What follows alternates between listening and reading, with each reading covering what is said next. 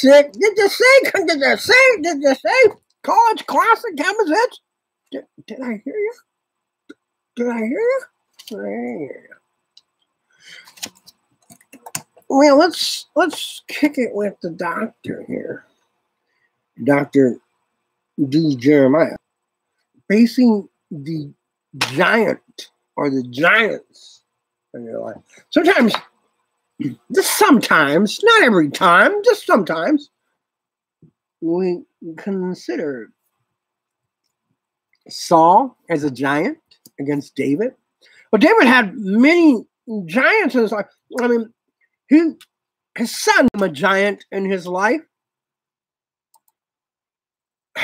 His wife, Saul's daughter, became a giant in his life. She despised him. She looked through one of the windows and saw her husband, a great man, a man of a ruler, humbling himself before other men.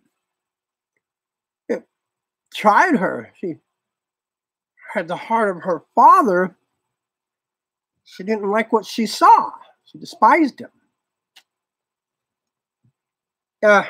Another giant was beauty. Beauty overwhelmed him. He liked one of his captain's wives more than any other wife. He made her first. He made her head of the temple. But she robbed him. And she knew. He's seen her. He's seen her through one of the windows. So they had the eyes in these windows. But why? Well, when the windows of heaven are open, empowerments are sent unto the kings of man. God says, I'll make you and you second. There'll be none other above either of you to make decisions. But why? Why do they do that? They're called empowerments? No, they're called men of God. Well, we don't know why the windows are open. God's jealous, maybe.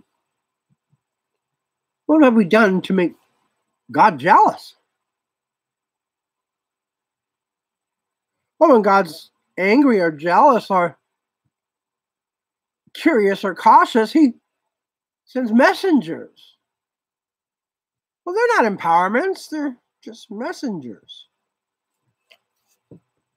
Usually, something has come in to cause a name to rise. And that will come against God, even man. It causes mischief and diversity, discomfort. Here we see that giants in your life do that. You can get with a woman, she has a son, he loves his dad, or he don't have any respect for no man. And he'll become a giant in your life, a little big bully, so to speak. In school, elementary school, I had a lot of big giants. Little guys, I remember this one crew of short kids. They ran around, and they were little big bullies, my friend used to call them. And it was funny because they get up in your face and stare up at you. Oh, you want to fight? Up and this, up and that. And I used to say, no, I don't want to fight you. And they would start bullying you. And it's funny because my friend came up to me and goes, they're little big bullies, huh?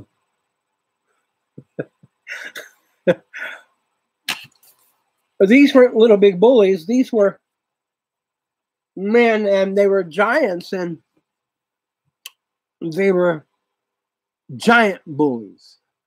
But some of the bullies that we face, we don't actually see that. Can you imagine Kobe Bryant or Shaquille O'Neal coming up to you and punching you in the mouth? What would you do? The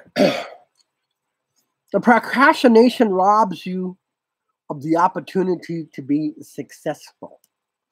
It's funny because no one who is practicing procrastination or practicing procrastinator succeeds at anything. Procrastination robs you of the opportunity to succeed. And Charles Swindoll describes the effect of procrastination as if procrastination were human. He personifies procrastination in a most effective way. Procrastination isn't always our fault. When you're a child or a teenager, you have to make decisions upon your parents' approval.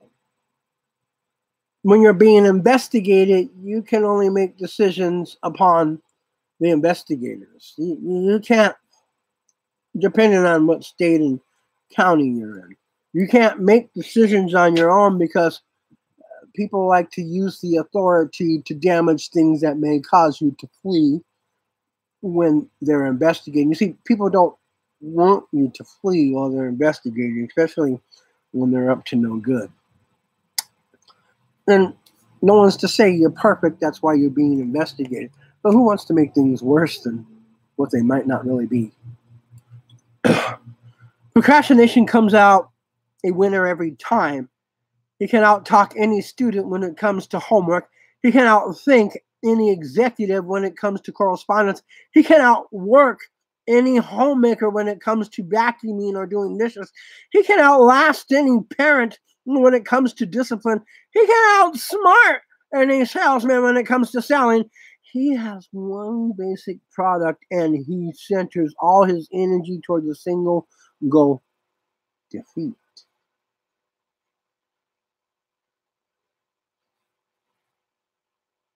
By the sheer genius of suggestion, he becomes the epitome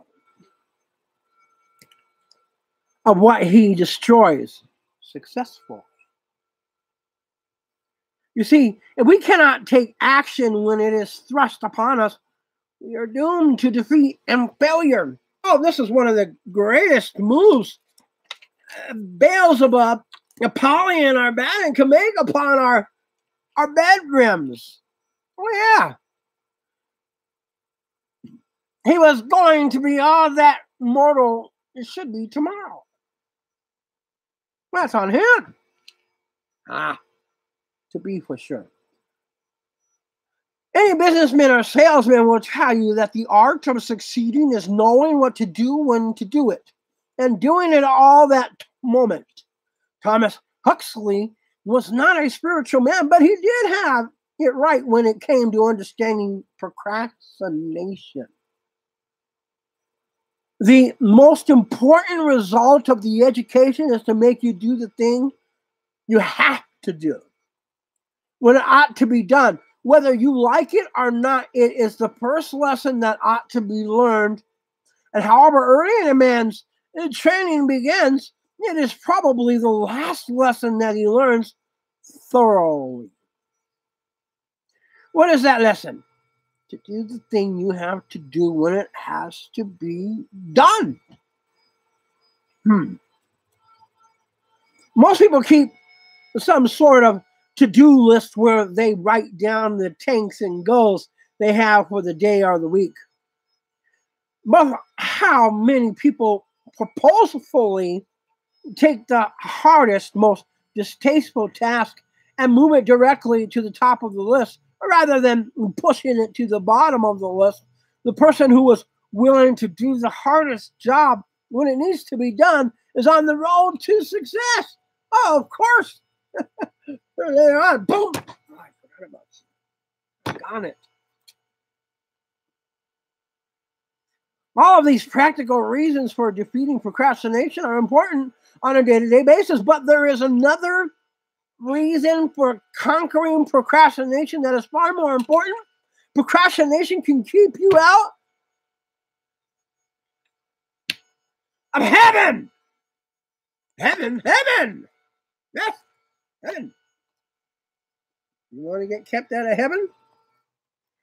No, of course not.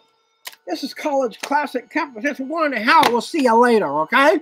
I tell you, this is just terrible. I'm going to burn Ever escape the second burning? Come on, Lord God Almighty.